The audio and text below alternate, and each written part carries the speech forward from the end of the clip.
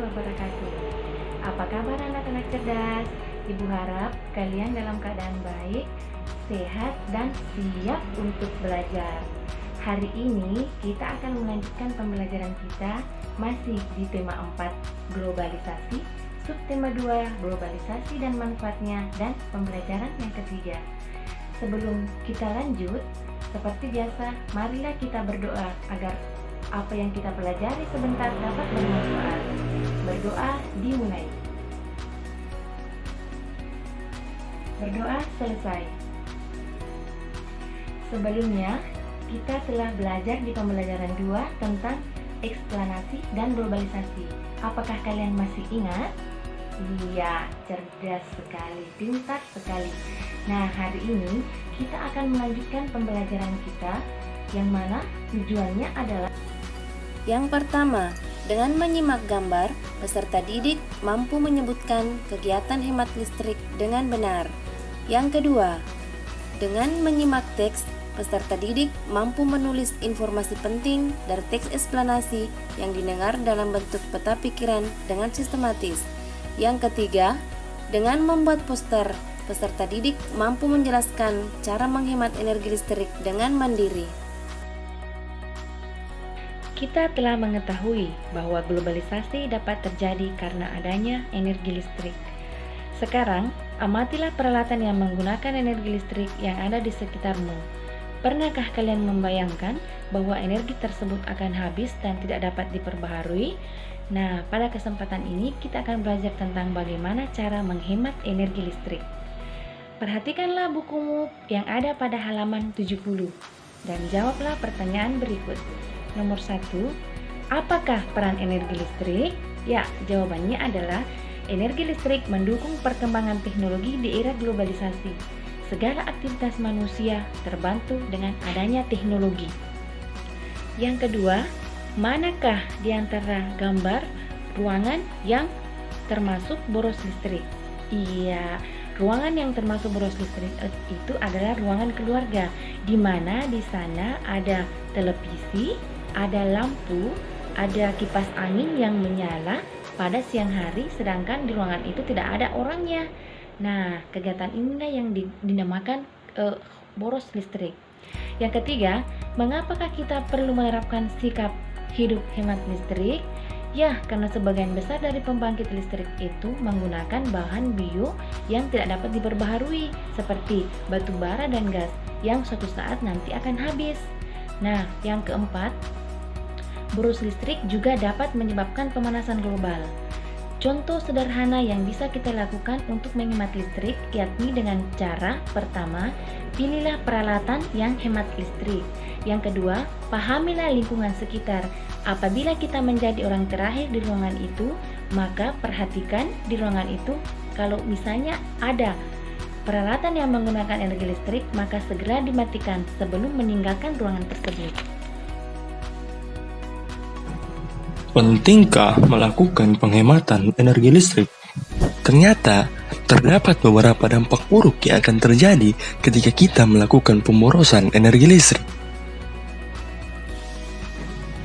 Terjadinya peningkatan suhu global akibat dari panasnya energi listrik yang tak terbendung dari pemborosan terus-menerus yang dilakukan manusia, menyebabkan kemungkinan cuaca ekstrim di wilayah tertentu. Cadangan listrik untuk generasi di masa mendatang yang semakin berkurang sehingga dapat menimbulkan kondisi darurat listrik. Terjadinya pemadaman bergilir yang diputuskan secara sepihak sebagai upaya penghematan energi listrik. Dampak buruk lainnya adalah pengeluaran yang semakin membengkak karena tagihan listrik meningkat. Jadi, betapa pentingnya kita untuk melakukan penghematan energi listrik di setiap keseharian kita. Lalu, bagaimana cara untuk menghemat energi listrik itu? Cabut kabel stop kontak dari saklar saat tidak digunakan. Gunakan listrik dengan sistem pulsa. Hemat pemakaian lampu. Gunakan AC seperlunya saja. Pakai setrika dengan pengatur panas otomatis. Matikan alat elektronik ketika beristirahat seperti TV dan lain sebagainya.